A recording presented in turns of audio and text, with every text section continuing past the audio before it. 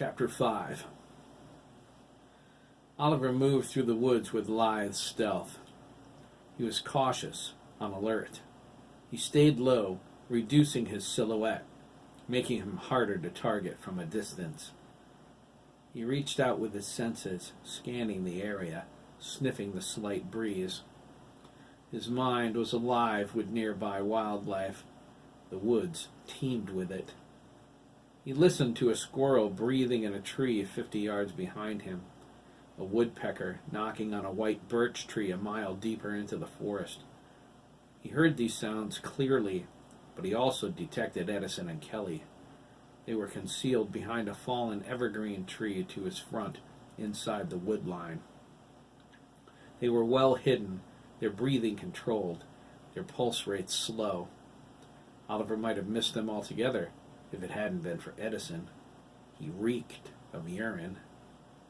Oliver suspected his pack brother wet the bed again last night. Even though his clothes were fresh, the scent still clung to his flesh. It went unremarked during PT.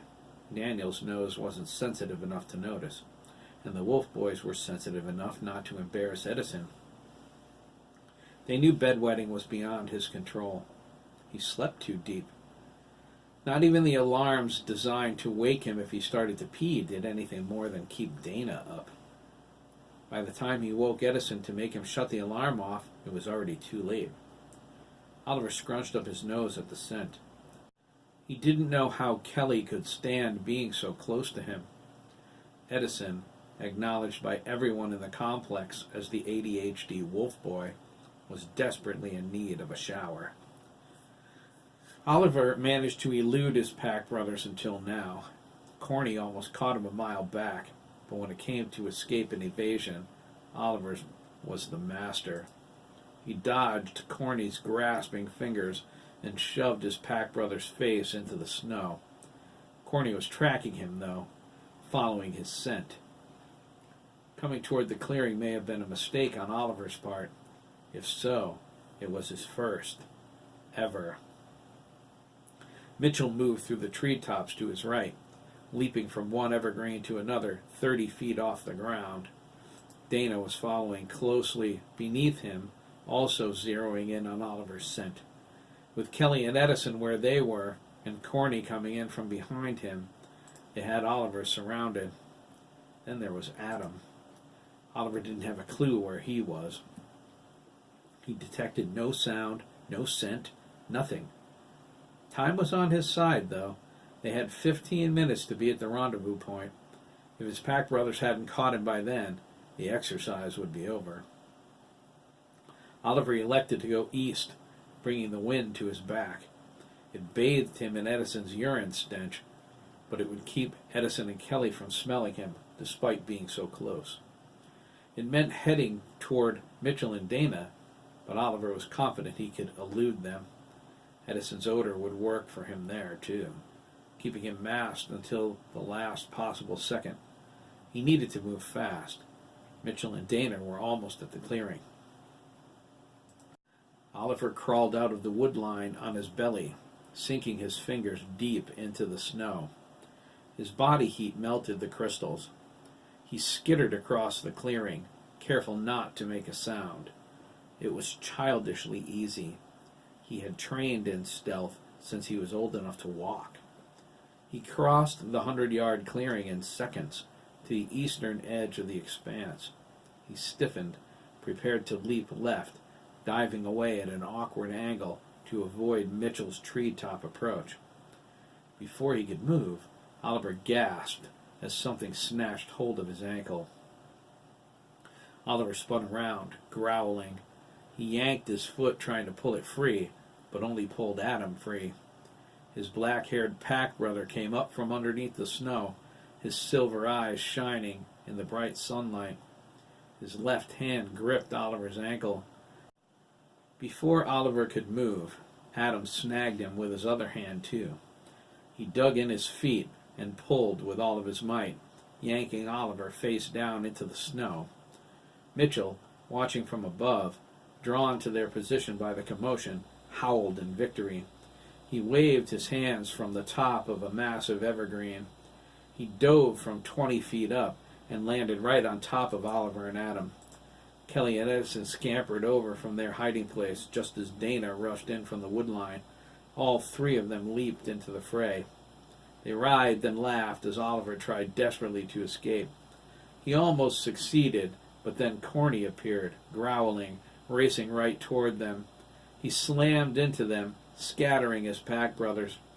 Corny jumped up, howled at the sky, and then burst into joyful laughter. The others laughed with him, except for Adam. "God, that was great!" Corny exclaimed. He pointed at Oliver and declared, "I almost had you back there." Oliver brushed off as he stood. "Almost doesn't count, Corny," he said.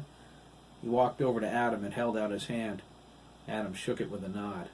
"Brilliant strategy," Oliver said. He patted his youngest pack brother on the head. Adam winked and replied, "It's in my genes." "You got him?" Corny asked. He picked Adam up in a bear hug. "Woohoo!" Adam's face flushed. "Put me down!" He was in Corny's face, breather unit mask to breather unit mask, growling. There was menace in his metallic eyes that spoke volumes of warning to Corny. He dropped Adam immediately. The smaller boy stormed away toward the rendezvous point.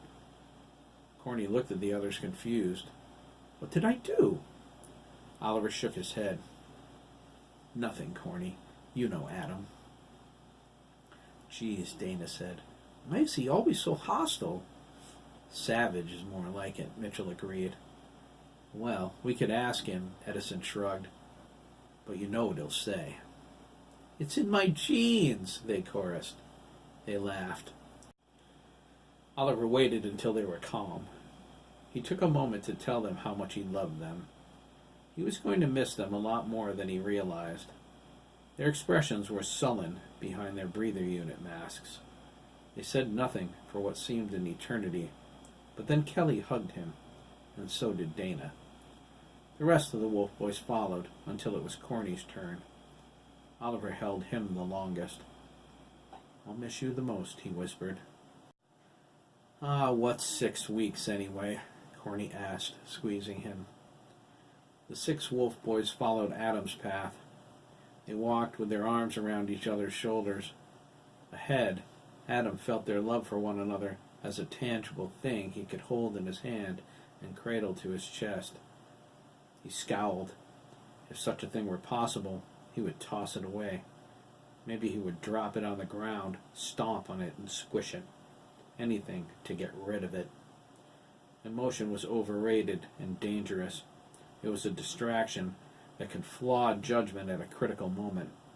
His pack brothers were fools. Gullible, goo-goo-eyed fools. They were too stupid to see past the walls of their own prison. That's what the complex was. A prison. Adam moved quicker then, weaving through the branches away from his pack brothers. When he was sure they could no longer see, smell, or hear him, sure he was alone, he slipped off his breather unit's mask and inhaled deeply. He held the fresh mountain air in his lungs for a few moments and let it out in a heavy sigh. "Idiots," Adam whispered. He stared into the blaring sunlight without discomfort. "Just like me." He clenched a fist and lowered his gaze. A big, gigantic idiot. Adam slipped his breather unit's mask back on and headed toward the rendezvous point.